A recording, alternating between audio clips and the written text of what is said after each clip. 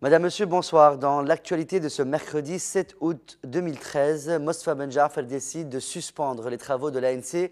Réaction des partis politiques. Dans la suite de l'actualité, les banques ouvriront leurs guichets le samedi 10 août. La Ligue nationale de protection de la Révolution appelle ses partisans à se diriger au Bardo pour mettre en échec la décision de suspendre les travaux de l'ANC. Et à l'étranger, au Kenya, un grave incendie à l'aéroport Jomo Kenyatta de Nairobi. Le leader du parti El Ouattad unifié, Monjer Rahwi, a commenté la décision de Mostapha Ben Jaafar de suspendre les travaux de l'Assemblée nationale constituante. Rahwi a déclaré que son parti prend avec prudence la décision de Mostapha Ben Jaafar à cause de l'absence de la confiance entre les deux partis. Il a souligné que, compte tenu que la Troïka est dirigée par le mouvement Nahda et le Conseil de la Choura, l'effet de la décision de Mostapha Ben Jaafar est faible. Le vice-président du mouvement Al-Wafa, Fathi Jalibi, a considéré la décision de Mostapha Ben Jaafar de suspendre les travaux de l'ANC dans l'attente d'un dialogue sérieux entre les partis politiques, une grande faute politique et démocratique, puisqu'il n'est pas possible de suspendre le travail d'un Parlement. Fathi Jalibi a ajouté que Mostapha Ben Jaafar a pris cette décision dans l'intérêt d'un agenda autre que celui des objectifs de la révolution. Le secrétaire général adjoint de l'UGTT, Samir Cheffi, a qualifié la décision de Mostapha Ben Jaafar de suspendre les travaux de l'ANC d'une étape positive qui va ouvrir un espace de dialogue pour trouver les moyens et les mécanismes ainsi que les solutions appropriées à cette phase que connaît la Tunisie. Dans une déclaration, Samir Cheffi a indiqué qu'il est impératif d'écouter tous les points de vue et que la Tunisie a besoin de tous ses fils loin de la haine. Dans la suite de l'actualité, la Banque centrale de Tunisie a annoncé que les banques ouvriront leur guichet le samedi 10 août 2013 de 9 h du matin à 12 h, à l'occasion bien sûr de l'Aïd el-Fitr. La Banque centrale également sera de service pour assurer les opérations de paiement. Et justement, à l'occasion de Eid el-Fitr, le président de la République provisoire, Mohamed Moncef Marzouki, annonce l'amnistie de 343 prisonniers.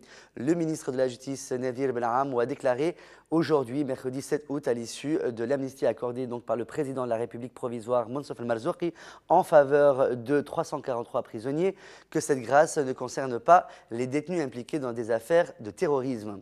Le ministre a ajouté que parmi les amnistiés, il existe 20 étudiants, 2 handicapés et 14 prisonnières. Les 266 autres auraient purgé leur peine et seront libérés avant 3 mois de la fin de leur peine. Olfa Youssef a annoncé qu'une garde personnalisée lui a été réservée depuis avant-hier après avoir reçu des informations qu'elle serait menacée de mort.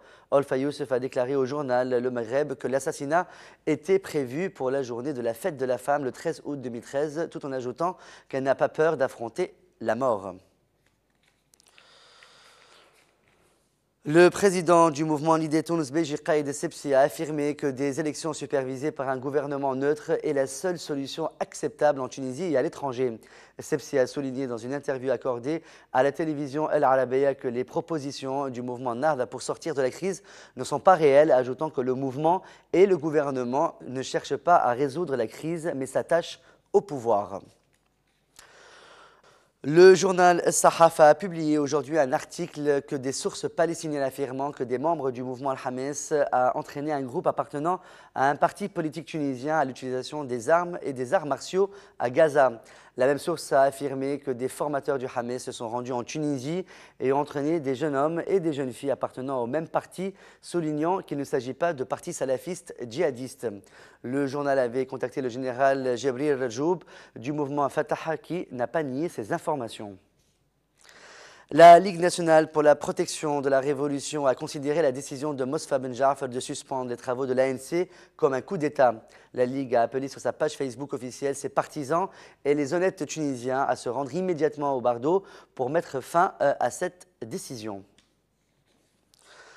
Un jeune a été tué par les forces de l'ordre aujourd'hui, mercredi 7 août, lors d'une course-poursuite à Gafsa. Selon notre correspondant dans la région, l'individu a refusé d'obtempérer. Les unités de la sécurité l'ont touché mortellement en tirant des coups de feu.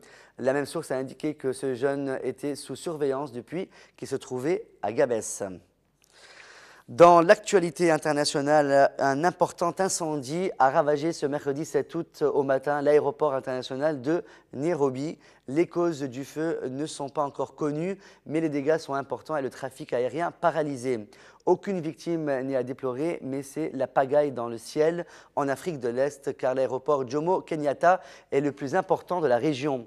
L'incendie qui s'est déclaré à l'aube ce mercredi aux alentours de 5 heures du matin n'en est pas moins impressionnant.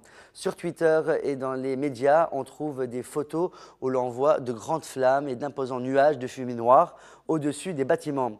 On ne connaît pas encore l'origine du feu, mais il y aurait causé d'importants dégâts avec la destruction du hall des arrivées et de la zone d'immigration. C'est la fin de ce flash de l'actualité sur Tonosnet TV. Merci de votre fidélité. On se retrouve demain soir pour un nouveau flash.